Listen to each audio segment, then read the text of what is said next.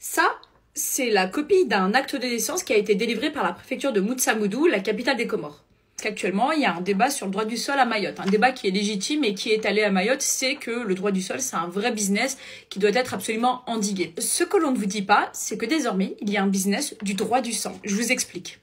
Cet acte de naissance, que je vais vous montrer en détail, évidemment j'ai masqué les données personnelles, il est délivré par un agent de l'état civil de la préfecture de Moutsamoudou sans qu'on ne puisse garantir son authenticité. Ce qui se passe, c'est que des Comoriens font passer des Mahoraises, des Françaises, à leur insu et à leur détriment, comme étant la mère de Comoriens.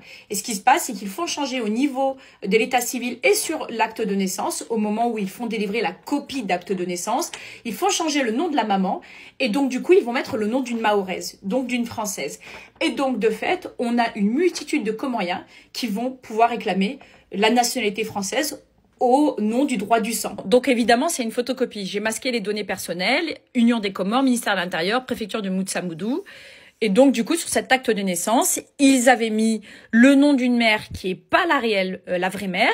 Et donc, du coup, avec ce document, ces personnes-là vont pouvoir réclamer, eh bien, la nationalité française. Une fois que ces personnes ont obtenu la nationalité française, donc des pièces d'identité françaises, ils vont ouvrir des comptes en banque et demander des prestations sociales.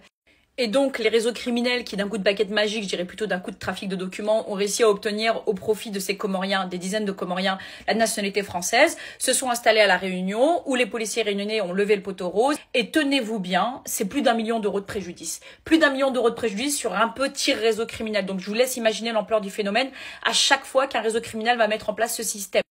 Évidemment, sinon ce ne serait pas drôle, mais les autorités comoriennes ne sont pas du tout coopératives. Et lorsque les policiers demandent à ces mêmes autorités comoriennes d'authentifier les actes de naissance qui sont, on le sait désormais, faux et sur lesquels il y a une fausse maman mahoraise qui est inscrite, il n'y a pas de réponse. Et donc du coup, eh bien, les caisses d'allocation familiale n'ont pas d'autre choix que de suivre ces actes de naissance qui sont complètement faux.